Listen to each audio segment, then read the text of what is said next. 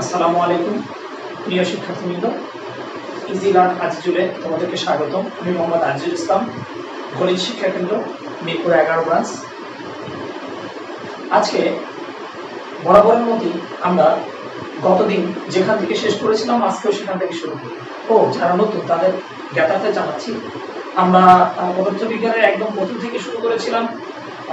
দ্বিতীয় অধ্যায় শেষ করেছিলাম 4টা পার্টের মাধ্যমে, তৃতীয় অধ্যায় শেষ করেছি 4টা পার্টের মাধ্যমে, এবং আমরা চতুর্থ অধ্যায় ইতিমধ্যে আমরা 2টো পার্ট শেষ করেছি। আজকে আমাদের তৃতীয় পার্ট, এবং তৃতীয় পার্টে আমরা যে অধ্যায়টা এই অধ্যায়টা যেটা পড়ছি, এই অধ্যায়টার নাম ছিল কাজ, ক্ষমতা এবং শক্তি। প্রথম পার্টে আমরা কাজ সম্পর্কে ডিটেইলস আলোচনা করেছি। দ্বিতীয় পার্টে মোটামুটি আমরা শক্তিগুলো নিয়ে আলোচনা করেছি, বাট একটা খুব গুরুত্বপূর্ণ জিনিস আমি রেখেছিলাম শুধুমাত্র আজকের পর্বের জন্য, যেটা আজকে আমি আলোচনা করব। তোমরা হয়তোবা একটু দেখতে পাচ্ছ বোর্ডে যে আমি একটা সমীকরণ লিখেছি, যে সমীকরণটা আসলে আমরা অনেক ছোটবেলা থেকে এই সমীকরণের সাথে পরিচিত, এবং এটা আমরা অনেক বইয়ে দেখে থাকি। যারা ওই 3, 4, 5, 6, 7 এ আসছে তারাও এই সমীকরণটা অনেক বইয়ের উপরের পেজে, কভার পেজে দেখে থাকবে। আসলে এই সমীকরণটা কি? হ্যাঁ, আমরা যদি এই সমীকরণটা নিয়ে আলোচনা করি, প্রথমে কি দ্বারা বোঝাচ্ছে? এনার্জি মানে শক্তি। আমরা এই অধ্যায়ে পড়ছিলাম শক্তি। এই শক্তি, এই ই হলো শক্তি। এখন আমরা মোটামুটি অনেকগুলো শক্তির কথা বলেছি, যান্ত্রিক শক্তি, বিভব শক্তি, এই কথাগুলো বলেছি।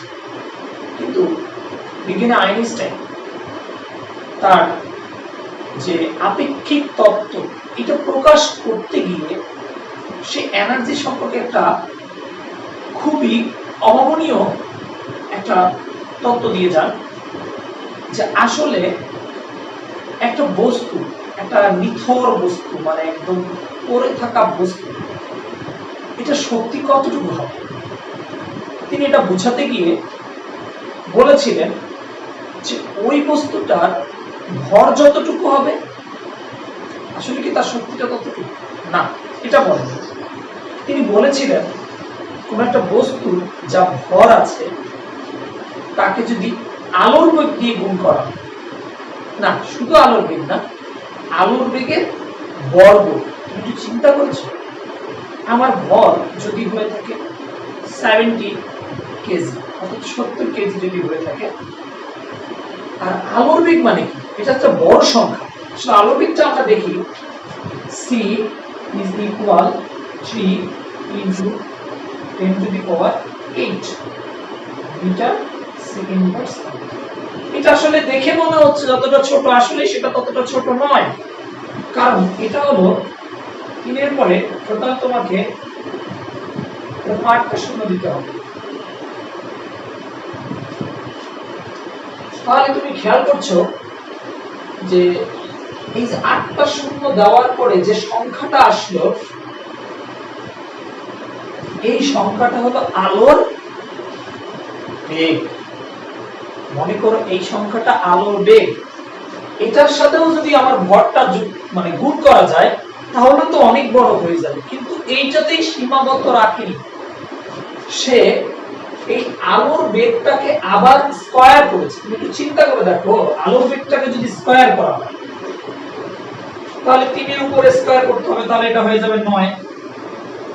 আর এটার উপরে স্কয়ার করলে পাওয়ার 8, 8 এর উপর 2 স্কয়ার মানে 8 2 16 আসবে। তাহলে সংখ্যাটা কত বড় দাঁড়াচ্ছে? 1 2 3 4 5 6 7 8 9 10 11 12 13 14 15 16। এই যে এত বড় একটা সংখ্যা, এখানে মিটার স্কয়ার, এখানে সেকেন্ড ইনভার্স স্কয়ার, তাহলে এই যে এত বড় একটা সংখ্যা, যে আলোর বেগের এত বড় একটা সংখ্যা, এই সংখ্যাটার সাথে যখন তোমার ভর গুণ করা হবে, এই সংখ্যাটা আরো বড় হয়ে যাবে। তিনি বলেছেন হ্যাঁ, এটাই শক্তি। কার শক্তি? আমি এইখানে যার ভর নিব। অর্থাৎ তুমি যদি মনে করো যে তোমার তোমার ভর হলো 50 কেজি বা 50 কেজি, তখন তোমার সেই 50 সংখ্যাটা এই সংখ্যাটার সাথে গুণ করতে হবে। তুমি এই 50 সংখ্যা যখন এই সংখ্যার সাথে গুণ করবে তখন সংখ্যাটা দাঁড়াবে দেখো 50। তাহলে e সমান সমান আমি ভরটা ধরলাম 50 আর এই যে বর্গটা ধরলাম 1 2 3 4 5 6 7 8 9 10 11 12 13 14 15 16। তাহলে এইখানে সংখ্যাটা কি দাঁড়াবে 45 0 1 2 3 4 5 6 7 8 9 10 11 12 13 14 15 16। এই সংখ্যাটা দাঁড়াচ্ছে এরকম 0.5 into 10 to the power 18 joule. তাহলে দেখো তোমার ভরটাকে আমি শক্তিতে প্রকাশ করলাম, তাহলে শক্তিটা তোমার চলে আসলো এই যে। এখন তোমার কাছে আসলে এটা বিশ্বাসযোগ্য নয়, আমার ভিতরে এত পরিমাণ শক্তি আছে। হ্যাঁ, তোমার ভিতরেই এত পরিমাণ শক্তি আছে। হ্যাঁ, এটা যখন তিনি প্রমাণ করতে গেলেন বা এইটা যখন আমরা প্রমাণ করে দেখতে গেলাম তখন আমরা দেখতে পাচ্ছি যে এটা আসলে এই বলটা আসলে নিউক্লিয়াস, একটা পরমাণুর নিউক্লিয়াস থেকে আসে। একটা পরমাণু নিউক্লিয়াস থেকে এই বলটা পাওয়া যায়। আসলে এই সূত্রটা ব্যবহার করা হচ্ছে পরে মানুষের মনে একটা চিন্তা শক্তি আসলো যে আসলে শক্তি তো আমরা পেতে পারি, এই শক্তিটা আমি কিভাবে, আমার ভরটাকে কিভাবে আমি শক্তিতে রূপান্তর করতে পারি। তাহলে কি আমার শরীর থেকে কিছু পরিমাণ অণু খুলে নেব না, আসলে এখানে আমরা ব্যবহার করেছি কিছু উচ্চ পারমাণবিক সংখ্যা বিশিষ্ট পরমাণু। উচ্চ পারমাণবিক সংখ্যা বিশিষ্ট পরমাণু, এবং সেদিক থেকে সবচেয়ে বেশি পরিমাণে ব্যবহার করা হয়েছে ইউরেনিয়াম। এই ইউরেনিয়ামটা আমরা ব্যবহার করে আমরা এই সূত্রের একটা বাস্তবিক প্রয়োগ আমরা দেখতে পাই। আসলে আমরা দেখি, আমরা যে ইউরেনিয়ামটা নিয়ে শুরু করতে যাচ্ছিলাম যে ইউরেনিয়াম দ্বারাই আমার E is equal to mc², এই সূত্রটার মানে ব্যাখ্যাটা আমি দিব এটা আসলে কিভাবে সম্ভব। দেখো ইউরেনিয়ামের পরিমাণ পৃথিবীতে খুব কম পরিমাণ ইউরেনিয়াম পাওয়া যায়। এই ইউরেনিয়ামটা দিয়েই আমরা আমাদের E is equal to mc²টা প্রমাণ করতে চাচ্ছি। এবং আমরা ইউরেনিয়াম এমন একটা পরমাণু, যে পরমাণু বা এমন একটা পদার্থ যেটা অন্য নিউক্লিয়াসকে গ্রহণ করতে পারে বা অন্য নিউট্রনকে গ্রহণ করতে পারে, এই ধরনের একটা পদার্থ হলো ইউরেনিয়াম। এখন এই ইউরেনিয়ামটা আসলে কি করে? ইউরেনিয়ামটা একটা নিউট্রনকে গ্রহণ করবে। তার আগে বলিনি এই ইউরেনিয়ামটা পৃথিবীতে খুব অল্প পরিমাণে পাওয়া যায়। পৃথিবীর যত পদার্থ আছে তার মধ্যে মাত্র 0.7% ইউরেনিয়াম আমাদের এই পৃথিবীতে পাওয়া যায়।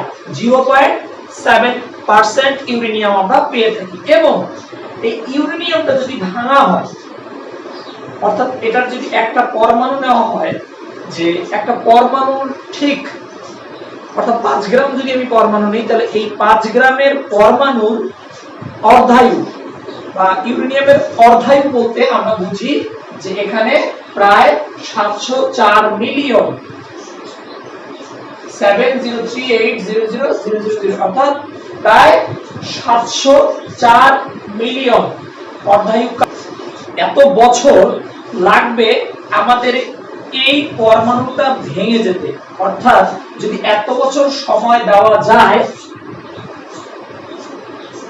এত বছর সময় দেওয়ার পরে তুমি যতটুকু ইউরেনিয়াম নিয়েছো তার অর্ধেক পরিমাণ ইউরেনিয়াম ভেঙে যাবে। অর্থাৎ দেখো তুমি যদি 10 গ্রাম ইউরেনিয়াম নাও এবং এই বিক্রিয়াটা চালাতে শুরু করো, তাহলে ঠিক 704 মিলিয়ন বছর পরে তুমি গিয়ে দেখবে সেটা হয়ে গেছে 5 গ্রাম, বাকি 5 গ্রাম ধ্বংস হয়েছে। আবার তুমি দেখবা আবার আরো 704 মিলিয়ন বছর পর যাবে, দেখবে তখন সেটা 2.5 গ্রাম হয়ে গেছে।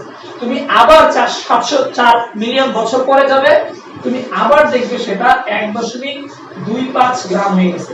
এইভাবে অর্থাৎ যে সংখ্যাটা থাকবে সেই সংখ্যাটার অর্ধেক হয়ে যাবে ঠিক 704 মিলিয়ন বছর পর। তাহলে আমরা বুঝতেছি যে নির্দিষ্ট সময়টা অতিবাহিত হলে একটা পদার্থ ভেঙে ঠিক তার অর্ধেক পরিমাণ পদার্থ অবশিষ্ট থাকে, সেটাকে বলা হয় অর্ধায়ু। অর্ধায়ু মানে অর্ধেক আয়ু। অর্থাৎ আমাদের আয়ু কি, আমরা যতদিন বেঁচে থাকবো এটা আমাদের মোট আয়ু। আমরা কিন্তু বলতে পারি না কতদিন বেঁচে থাকবো। যেমন আমি যদি বেঁচে থাকি দেখা গেছে 80 বছর বা 70 বছর, তাহলে আমার 80 বছরের জন্য 40 বছর হলো অর্ধায়ু এবং 70 বছরের জন্য 35 বছর হলো অর্ধায়ু। মানে যখন আমার আয়ুর অর্ধেক সময় পার হয়ে গেলে সেটা হলো অর্ধায়ু। দেখো প্রথমে আমি নিয়েছিলাম 10 গ্রাম এবং 704 মিলিয়ন বছর পরে গিয়ে ওই 10 মিলিয়নটা আবার কি হয়ে গেল 5, ওই যে 10 গ্রামটা 5 গ্রামে পরিণত হলো। এইটা আবার ওই নির্দিষ্ট সময় পর পর অর্ধেক হতে থাকবে। এটা রুজ পরিমাণ বিশাল বিক্রিয়া। তুমি দেখো তাহলে এই বিক্রিয়া তো সারা জীবন চলতেই থাকবে। 704 মিলিয়ন বছর, এটা কি আসলে একটা ছোট বছর না, অনেক সময়, হিউজ সময়। দেখো এখন এই ইউরেনিয়ামটা আসলে ভেঙে কি তৈরি করা আছে, ইউরেনিয়াম থেকে কেন শক্তি পাবো। দেখো ইউরেনিয়ামের পারমাণবিক সংখ্যা 92, অর্থাৎ এখানে প্রোটন আছে 92টি এবং এর ভর সংখ্যা যেহেতু 235, অর্থাৎ এই ভর সংখ্যার মধ্যে প্রোটন এবং কি সংখ্যা রয়েছে, নিউট্রন সংখ্যা মিলে কিন্তু হইছে 235। তাহলে এই 235 থেকে আমি যদি 92 প্রোটনটা বাদ দেই তাহলে কি পাবো, নিউট্রন সংখ্যা কত পেলাম 143। এটার উপর কেমিস্ট্রি থেকে ভালো করে জানো। এখন তাহলে এটা হলো তার নিউট্রন সংখ্যা, এটা হলো তার প্রোটন সংখ্যা। দেখো আমি এখানে একটা টোটাল বিক্রিয়া লিখেছি। বিক্রিয়াটা হলো এই যে এখানে একটা ইউরেনিয়াম, একটা নিউট্রন, এটাকে বলে নিউট্রন।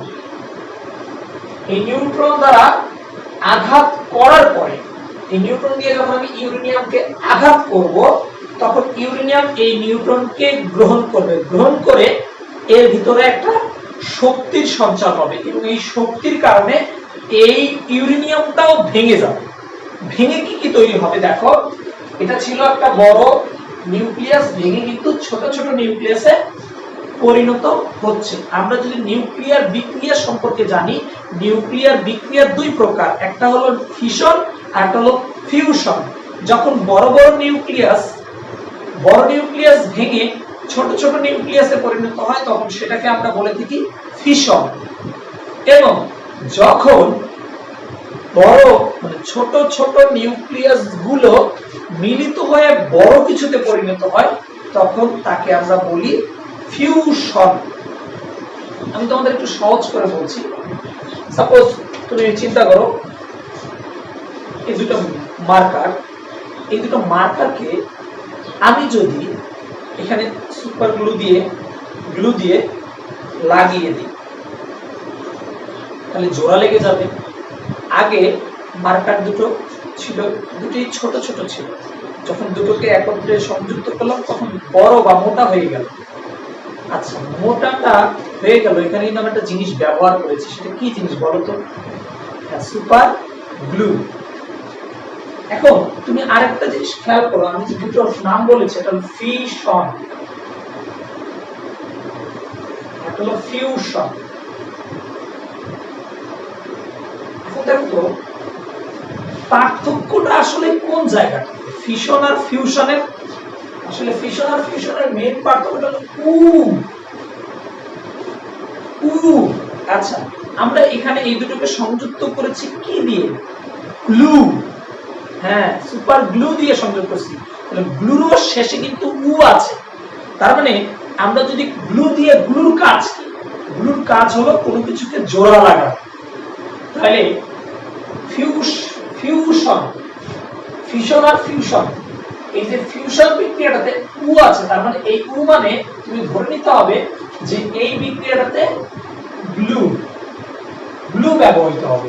আর গ্লুর কাজ কি, জোড়া লাগানো। তাহলে তুমি মনে রাখবা যে জোড়া লাগানো বিক্রিয়াটাই হলো ফিউশন, আর তাহলে জোড়া লাগার বিপরীতটা কি, ভেঙে ফেলা, ফিশন।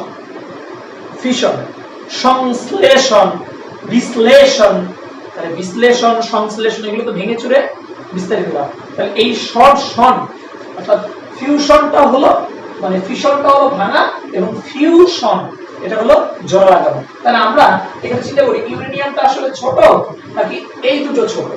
হ্যাঁ, অবশ্যই ইউরেনিয়ামটা বড়। কেন বড়? দেখো এর পারমাণবিক সংখ্যা 92 আর এই যে বেরিয়াম আর হলো ক্রিপ্টন এদের পারমাণবিক সংখ্যাগুলো এর তুলনায় ছোট। তাহলে এটা ছিল বড় নিউক্লিয়াস আর এগুলো হলো ছোট নিউক্লিয়াস। মানে বড় নিউক্লিয়াস ভেঙে ছোট নিউক্লিয়াসে পরিণত হয়েছে। তাহলে কি সেটা ভেঙে পরিণত হয়েছে? অবশ্যই এটা ফিউশন না ফিশন না ফিউশন? অবশ্যই এটা যেহেতু মিলিত হয়নি ফিউশন হবে না, এটা হবে ফিশন। তাহলে এটা একটা ফিশন বিক্রিয়া এবং ফিশন বিক্রিয়ায় আমরা যে দুটো নতুন পদার্থ পেলাম, নতুন নিউক্লিয়াস পেলাম, একটা ভর সংখ্যা 56 একটা 36। এখন তুমি একটু ক্যালকুলেশন যদি করো 56 এবং 36 5 এবং 3 যোগ করে 8 6 আর 6 যোগ করে 12 12 2 আর ওই 1 এসে 8 এর সাথে যোগ হলে 9 হবে। তাহলে এই দুটো যোগ করে মিলিত ফলটা আসে 92 যেটা এই যে এর প্রোটন সংখ্যার সমান। তাহলে প্রোটন সংখ্যা কিন্তু এখানে যা আছে তা দুই ভাগে বিভক্ত হয়ে গেছে। এবার দেখো তো ভর সংখ্যাটার কথা চিন্তা করি। ভর সংখ্যাটা কি? ভর সংখ্যাটা আসলে দেখো 2 এবং 1 তাহলে আসতেছে কত? 3 9 এবং 4 13 আবার 3 হাতে 1 1 আর 1 2 200 এখানে কত আসলে আমাদের? তাহলে 233। আচ্ছা এখন খেয়াল করো তো এখানে তো ছিল কত? 235 কিন্তু এখানে 233। তার মানে এইটার কাছ থেকে এটাতে দুইটা কম আছে। কি কম আছে একটু আমি প্রশ্ন করি। এর ভিতরে আছে প্রোটনও আছে নিউট্রনও আছে। তাহলে প্রোটন এখানে আছে নিউট্রনও আছে। প্রোটন মনে করো 92 আর নিউট্রন হলো 143। আচ্ছা এখানে প্রোটন কয়টা আছে? 56। তাহলে 56 যদি 41 থেকে বাদ দেওয়া যায় 85। এখানে তাহলে আছে 85। আচ্ছা এখন এখানে কত আছে একটু খেয়াল করে দেখি। এখানে 36 হলো প্রোটন সংখ্যা। তাহলে আমাদের নিউট্রন সংখ্যা তাহলে 36 বাদ দিলে কত আসছে? 56।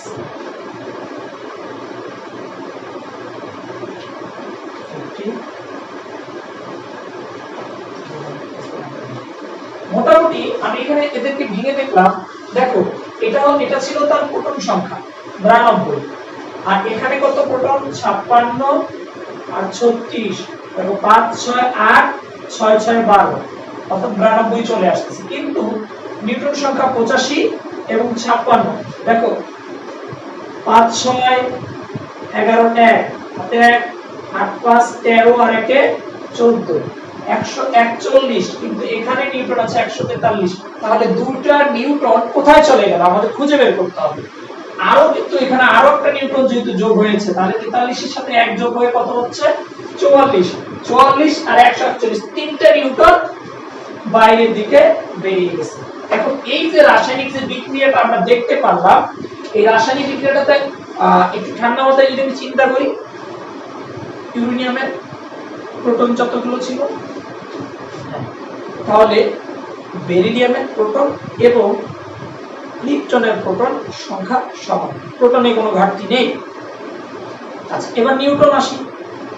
আগে থেকে ইউরেনিয়ামের নিউট্রন ছিল কয়টি? 143টি নিউট্রন ছিল। 143টি এবং এই ইউরেনিয়াম পরমাণুকে একটা নিউট্রন আঘাত করেছে। তাহলে 143টি নিউট্রন এবং আরো একটা নিউট্রন আঘাত করা মানে 143 আর 1 যুক্ত হয়ে বেরিলিয়াম এবং ক্রিপ্টনের কাছে নিউট্রন আছে আমাদের টোটাল হলো 141টি নিউট্রন আছে। দুইটা মিলে হলো 141টি। তাহলে কিন্তু ইউরেনিয়ামের কাছে তো ছিল 144টি আর এই দুজনকে পেয়ে গেলাম হলো 141। আরো কিন্তু দেখো তিনটা নিউট্রন একটু অনুপস্থিত বা মনে হচ্ছে এই তিনটা নিউট্রন কোথায় যেন চলে গেল। হ্যাঁ এই তিনটা নিউট্রন খুব উচ্চ গতি শক্তি নিয়ে এই বিক্রিয়ার স্থল থেকে বাইরে যেতে চেষ্টা করে। এখন যখন বাইরে যেতে চেষ্টা করছে তখন এই নিউট্রন গুলো, আচ্ছা এখানে তো আমরা মাত্র একটা ইউরেনিয়াম পরমাণু নিয়েছি, কিন্তু আমরা যখন কোন জায়গায় ইউরেনিয়াম বিক্রিয়া করাবো একটা পরমাণু নিয়ে তো করি না, হিউজ পরিমাণ পরমাণু থাকে। ঠিক এই নিউট্রন গুলো কি করে, তিনটা নিউট্রন খুব উচ্চ গতি সম্পন্ন থাকে বিধায় তারা যখন বেরিয়ে যেতে শুরু করে কোন ইউরেনিয়াম পরমাণু এই নিউট্রন গুলোকে আটকাতে পারে না। বাহির থেকে আমরা যদি নিউক্লিয়ার যে চুল্লি বা নিউক্লিয়ার যে কেন্দ্র, সেখানে যদি কোনোভাবে এই নিউট্রন গুলোর গতিগুলোকে একটু হ্রাস করা যায়, নিউটনের গতিগুলোকে হ্রাস করা দিলে এই নিউট্রন গুলো আবার এরকম একটা একটা করে ইউরেনিয়ামের সাথে যুক্ত হবে, বা এইরকম ইউরেনিয়াম এই নিউট্রনটাকে গ্রহণ যেমন করেছে, ঠিক এই নিউট্রনটাকেও আরেকটা ইউরেনিয়াম গ্রহণ করবে, এই নিউট্রনটাকেও আবার ইলেকট্রন গ্রহণ করবে, ইউরেনিয়াম গ্রহণ করবে, এই নিউট্রনটাকে আরেকটা ইউরেনিয়াম গ্রহণ করবে। গ্রহণ করার পরে ঠিক এখানে এইখানে যেরকম একটা বিক্রিয়া দিয়েছি ঠিক সেরকম একটা বিক্রিয়া বের হতে থাকে। অর্থাৎ তুমি যখন একটা ইউরেনিয়ামকে ভাঙছো, সেই একটা ইউরেনিয়াম থেকে উচ্চ গতিসম্পন্ন তিনটি নিউট্রন পাচ্ছ। এই তিনটি নিউট্রন দিয়ে আরো তিনটি ইউরেনিয়ামকে অ্যাটাক করবে এবং এই তিনটি আবার প্রত্যেকে তিনটি করে নিউট্রন বের করবে। তার মানে তখন নিউট্রন হয়ে যাবে 9টি। এই 9টি নিউট্রন আবার আর 9টি ইউরেনিয়ামকে মানে আঘাত করবে, সেই আর 9টি ইউরেনিয়াম প্রত্যেকটা তিনটে করে হলে 3 নং 27টা ইউরেনিয়াম তৈরি। এভাবে এটা জ্যামিতিক আকারে বাড়তে থাকে বর্তমানের করোনা ভাইরাসের মতো। ওকে, তাহলে এই যে এটা যখন এরকম হিউজ পরিমাণ বাড়তে থাকে এবং এটাকে একটা পারমাণবিক চুল্লি দিয়ে একটু নিয়ন্ত্রণ করা হয় এবং এখানে যে শক্তিগুলো নিঃসৃত হচ্ছে এই নিউট্রনগুলো বেরিয়ে যাওয়ার সময় হিউজ পরিমাণ শক্তি বেরিয়ে যাচ্ছে। এই শক্তিটা পাচ্ছে কোথায়? দেখো, এই যে এখানে যে ভর সংখ্যা ছিল 235 আর এখানে এই যে এই দুইটা মিলে 141 আর 92, এই দুটো মিলে যে ভর সংখ্যাটা পেয়েছি এটা ছিল 233। তাহলে 235 এবং 233 এর মধ্যে ভর সংখ্যার পার্থক্য মাত্র 2, এবং এই 2 ভর সংখ্যাটার সাথে এই যে ভরের যে একটু পার্থক্য হয়েছে এই ভরটাই এই যে E mc², এই যে যতটুকু ভরের পার্থক্য হয়েছে সেই ভরটাই এখানে যুক্ত করে যে পরিমাণ শক্তিটা পাওয়া যায় সেটাই কিন্তু এই বিক্রিয়া শেষে শক্তি আকারে বের হয়ে যায়। তাহলে এই বিশাল পরিমাণ শক্তিকে ইচ্ছা করলে এই শক্তিটা দিয়ে আমি কি করতে পারি, তাপ উৎপাদন করতে পারি। এই তাপ উৎপাদন করতে পারি এবং এই তাপ বাষ্প হয়ে যেতে পারে। এই বাতাসটাকে আবার আমি টারবাইন ঘুরিয়ে সেখান থেকে আবার বিদ্যুৎ উৎপাদন করতে পারি। আমরা যদি শক্তি এক রূপ থেকে অন্য রূপে রূপান্তর করা যায়, এই রাসায়নিক শক্তিটাকে আমি তাপ শক্তি প্রয়োগ করতে পারি। তাপ শক্তিটাকে আমি জ্বালানি হিসেবে ব্যবহার করে সেটা দিয়ে পানি বাষ্প করে সেই তাপ দিয়ে আবার কি করতে পারি, আমি বিদ্যুৎ উৎপাদন করতে পারি। এবং এই ধরনের বিদ্যুৎ উৎপাদন কাজে কিন্তু অনেক মেগাওয়াট বিদ্যুৎ উৎপাদন হয়, যেটা আমরা পরবর্তীতে এই সমস্ত বিদ্যুৎ কেন্দ্র যাদের রয়েছে তারা কিন্তু আসলে অনেকটাই সচ্ছল স্বাবলম্বী, তাদের বিদ্যুতের কোনো ঘাটতি নেই। তাহলে আমাদেরও কিন্তু রিসেন্টলি একটা বিদ্যুৎ কেন্দ্র, পারমাণবিক বিদ্যুৎ কেন্দ্র তৈরি হতে যাচ্ছে। আমরা আশা করি হয়ে গেলে আমরাও মোটামুটি বিদ্যুতে এখনো স্বয়ংসম্পূর্ণ রয়েছি, ভবিষ্যতেও হয়ে যাব। তা আসলে মোটামুটি শক্তির ব্যাপারটা আমি একটু বুঝতে পারলাম যে এটা মোটামুটি যে কি পরিমাণ শক্তি পাওয়া যাবে বিশ্বাসযোগ্য না। এবং এই বিক্রিয়াটা শেষে তোমার যে সমস্ত এটা যদি চলতে দেওয়া যায় এটা কিন্তু এক সময় অনেক বড় হয়ে যাবে এবং এটাকে নিয়ন্ত্রণে রাখা সম্ভব না। কিন্তু এটাকে নিয়ন্ত্রণে রেখে এটাকে যদি আমি আমার কাজে ব্যবহার করতে চাই তাহলে এই নিয়ন্ত্রণ করার পর এর যে উপজাত বা বিক্রিয়া শেষে যেগুলো প্রাপ্ত জিনিসপত্রগুলো রয়েছে এগুলো কিন্তু খুবই বিপজ্জনক এবং খুবই মারাত্মক। এগুলো যদি পরিবেশে আমরা এমনি ছড়িয়ে দিই তাহলে এগুলোর কারণে আমাদের অনেক বিশাল পরিমাণ ক্ষতি হয়ে যাবে। এগুলোকে সেই জন্য আমাদেরকে একটা নির্দিষ্ট স্থানে এগুলোকে একদম ভালোভাবে প্রক্রিয়াজাতকরণ করা হয়। এগুলোর একদম এই নিউট্রনগুলোর গতিটাকে কমিয়ে একদম জিরোতে যখন নিয়ে আসা হবে তখন এই নিউক্লিয় ফিশন বিক্রিয়াটা বন্ধ হয়ে যাবে। আচ্ছা, তাহলে মোটামুটি আমরা এই শক্তি সম্পর্কে নিউক্লিয়ার ফিউশন অর্থাৎ এটাকে ভর শক্তি, এই সমীকরণটাকে বলা হয় ভর শক্তি, ভরটাকেই শক্তিতে পরিণত করার আমরা সমীকরণটা বুঝতে পেরেছি মোটামুটি। এখন আমরা চলে যাব, আমি ক্ষমতা একটু বলছি যে আমি যতটুকু কাজ করতে পারবো এটাই ক্ষমতা। এখন একজন এসে বলল আমি আজকে কাজ করেছি অনেক, একজন 3 দিন পর বলে আমিও কাজ করেছি অনেক। দুজনই কাজ করেছে, ঠিক আছে বুঝলাম, কিন্তু কার ক্ষমতা বেশি এটা যদি বলি। এখন প্রথম বন্ধু বলেছিল আমি আজকে রান্না করেছি, আমি আজকে 2 কিলোমিটার দৌড় প্রতিযোগিতা দিয়েছি, আমি আজকে 2 ঘন্টা ফুটবল খেলেছি। 3 দিন পর ওই একই বন্ধু আবার এসে বলছে আমি আজকে রান্না করেছি, আমি 2 কিলোমিটার দৌড়িয়েছি, আমি 2 ঘন্টা ফুটবল খেলেছি। এখন তুমি কিন্তু সব দুটোই সেম, কিন্তু ক্ষমতা কার বেশি বুঝবে?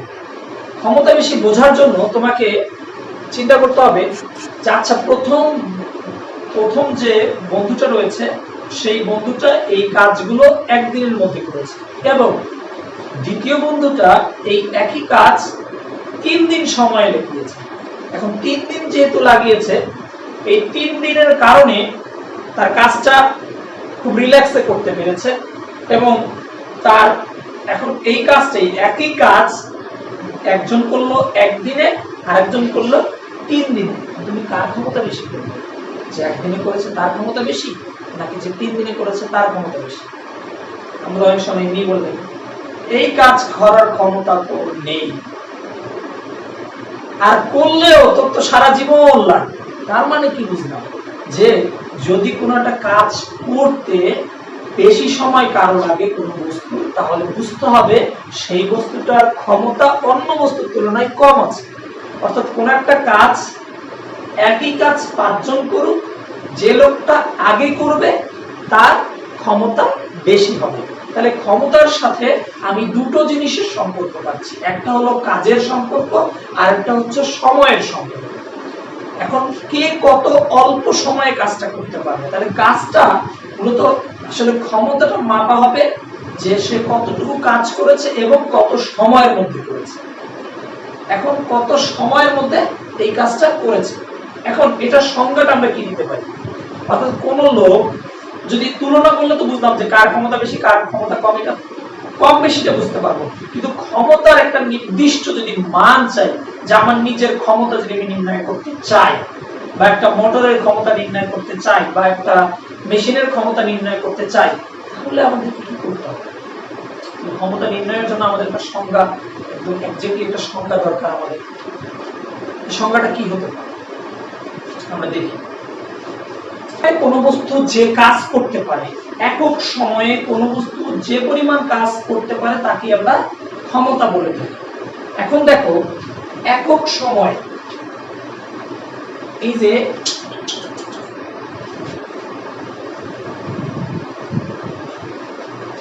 একক সময়, বারবার তোমরা এটা মনে রাখবা যে কোন সংখ্যার মধ্যে একক যে শব্দটা রয়েছে এর পরে যে রাশিটা রয়েছে, অর্থাৎ সময়কে টি দ্বারা প্রকাশ করা হচ্ছে, এবং যে পরিমাণ, এই যে জাতীয় শব্দের পরে যে রাশিটা আছে, যে কাজ, কাজ মানে হলো ওয়ার্ক, এবং এই সংজ্ঞাটা কার ছিল? এই সংজ্ঞাটা ছিল ক্ষমতা। ক্ষমতার ইকুয়াল টু হলো কি? পাওয়ার। তাহলে একক এই পাওয়ারের যে আসলে এই সংজ্ঞাটা যেহেতু ক্ষমতার মানে পাওয়ার বের করতেছি, তাহলে P ইজ ইকুয়াল, দেখো P ইজ ইকুয়াল আমাদের এককের পরে যে রাশিটা থাকবে সেটা এখানে ভগ্নাংশের হর আকারে ব্যবহার হবে, এবং সংজ্ঞার মধ্যে যে এই যে শব্দটার পরে যে রাশিটা থাকবে সেটাকে আমরা লব হিসেবে ব্যবহার করব। তাহলে আমরা এটার কি পেয়ে যাব? ক্ষমতা পেয়ে যাব। ক্ষমতার আরো একটা সংজ্ঞা দেওয়া যেতে পারে, অর্থাৎ কাজ করার হারকেই ক্ষমতা বলে। কাজ করার হার, আমরা নরমালি হার চিন্তা করি যে হার হলো কোনো কিছুকে সময় দিয়ে ভাগ করলে সেটা হার হয়। তাহলে আমি বলতেছি কাজ করার হারকে ক্ষমতা বলে। এটাও আমি লিখতে পারি কাজ করার হারকে ক্ষমতা বলে। কাজ যে করব এটার হার, কারণ আমি কাজ করেছি 10 জন, এখন কাজ করার হার কত? এখন তোমাকে প্রশ্ন করতে হবে আপনি এই 10 জন কাজ কত সেকেন্ডে করেছেন। হ্যাঁ, আমি এই 10 জন কাজ 60 সেকেন্ড, বা আমি এই 10 জন কাজ 6 সেকেন্ডে করেছি বা 5 সেকেন্ডে করেছি, ধরে নিলাম 5 সেকেন্ডে করেছি। তাহলে আমার কাজ করার হার হলো কত? আমার কাজ করার হার হলো 2। তাহলে এই আমার কাজ করার হারটাকেই কি বলছি? ক্ষমতা বলছি। তার মানে কি, এটা যদি কাজ করার হার হয়ে থাকে আমি এটাকেই ক্ষমতা লিখতে পারবো। তাহলে P = 2 এবং ক্ষমতার একক হলো আমাদের কি? ওয়াট আছে, তারপরে কিলোওয়াট আছে, এরপরে হর্স পাওয়ার রয়েছে। তাহলে দেখো এখানে আমি কাজকে কি দিয়ে ভাগ করার পরে ক্ষমতা পেলাম? আমি কাজকে সময় দিয়ে ভাগ করলাম। তাহলে এটা থেকেও আমি লিখতে পারি ক্ষমতা ইজ ইকুয়াল কাজ বাই সময়। তাহলে কাজ বাই সময়, অর্থাৎ ক্ষমতাকে P দিয়ে, কাজকে W দিয়ে, সময়কে P দিয়ে প্রকাশ করলে আমরা কি পাবো? এখানে ক্ষমতা সম্পর্কে পাবো। এখন দেখো এটা আমরা মোটামুটি ক্ষমতা পেয়ে গেলাম। ক্ষমতার এককগুলো ওয়াট। ক্ষমতার আমি 3টা একক দিচ্ছি, দেখো একটা হলো ওয়াট, একটা কিলোওয়াট, একটা হলো হর্স পাওয়ার। এখন চিন্তা করো নরমালি 1 কিলোওয়াট সমান 1000 ওয়াট এবং 1 কিলোওয়াট এই যে 1 হর্স পাওয়ার, এটা দিয়ে মোটরের কিন্তু পরিমাপ করা হয় 746 কি হবে ওয়াট। তাহলে এই দুটো মনে রাখলেই তোমাদের হবে, অর্থাৎ 1 কিলোওয়াট সমান 1000 ওয়াট এবং 1 হর্স পাওয়ার মানে 746 ওয়াট। এটা আমরা বুঝতে পারলাম। এই ওয়াট আমি যখন শিখে ফেলবো, এরপরে আমাদের ওই যে কি পরিমাণ শক্তি কাজে পরিণত হলো এবং কি পরিমাণ শক্তি ব্যয় হলো সেটাও আমরা বের করতে পারবো। এটা আমাদের এখন এখান থেকে মূলত জানতে পারলাম এটা হলো আমাদের কি? ক্ষমতার একক। ওয়াট, কিলোওয়াট, হর্স পাওয়ার এবং এদের মধ্যে একটা এককের সাথে আরেকটা এককের সম্পর্কটাও জানতে পারলাম। 1 কিলোওয়াট সমান 1000 ওয়াট, 1 হর্স পাওয়ার সমান 746 ওয়াট। এখন যদি আমি আসি যে এই ক্ষমতার মাত্রাটা কি, তোমাদের কাছে এটা কঠিন মনে হলে WSS লেখো এবং P, এটা তো আমরা আগেই জেনেছি। আচ্ছা, এটাকে আর একটু বানাও সমান চিহ্ন দিয়ে। FS টাকে আমি MAS/T লিখতে পারি, অথবা MAS না লিখে তুমি যদি এটা লিখতে পারো MGHT। হ্যাঁ, এটাকে সূত্র হিসেবে ব্যবহার করতে পারো যে MGHT হলো ক্ষমতা।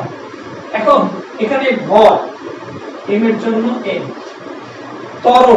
ত্বরণের মাত্রা হলো L/T ইনভার্স 2, সময়ের মাত্রা হলো T, আবার দূরত্বের মাত্রা L এবং নিচে আরেকটা আমাদের সময়ের মাত্রা T রয়েছে। তাহলে কি আসতেছে দেখো তো, m L একটা ছিল আগে থেকে, আরেকটা হলো L² এবং T আগে থেকে দুইটা ছিল, নিচে আরেকটা, তাহলে যুক্ত হলো T। তাহলে এইটাই হলো আমাদের ক্ষমতার মাত্রা, m L² T ইনভার্স 3। ক্ষমতার মাত্রা আমরা বুঝতে পারলাম। এখন মোটামুটি এর পরে আমাদের আরেকটা টপিকস আছে, সেটা হলো কর্ম দক্ষতা। এটা নিয়ে একটু বেশি কথা বলবো, বিধায় আমরা আজকে আর এই পর্যন্তই রাখতেছি। তোমরা তাহলে কাজ, ক্ষমতা, শক্তি এবং ভর শক্তি সমীকরণ, এই 4টা টপিকস আমরা খুব ভালো করে আমাদের বইটাতে ফলো করব এবং বইটাতে তোমাদের কিছু থিওরিক্যাল টার্ম রয়েছে, সেটা হলো শক্তি কত ধরনের, কিছু আছে নবায়নযোগ্য শক্তি, কিছু আছে অনবায়নযোগ্য শক্তি। এটা একটু বইয়ে দেখে দিবে।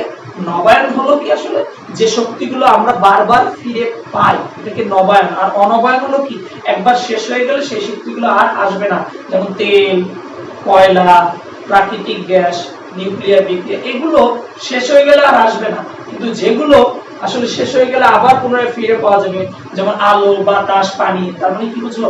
আলো মানে সূর্যের আলো, বাতাস মানে বায়ু প্রবাহ, পানি মানে পানির প্রবাহ, এগুলো যেমন আছে তারপর আরেকটা আছে বায়োফুয়েল। ইদানিং আমরা যে ব্যবহার করতেছি যে আমাদের বিভিন্ন ধরনের স্টার্চ জাতীয় পদার্থ, অ্যালকোহল, এগুলো থেকে আমরা যখন অ্যালকোহল প্রস্তুত করে সেটাকে জ্বালানি হিসেবে ব্যবহার করতেছি।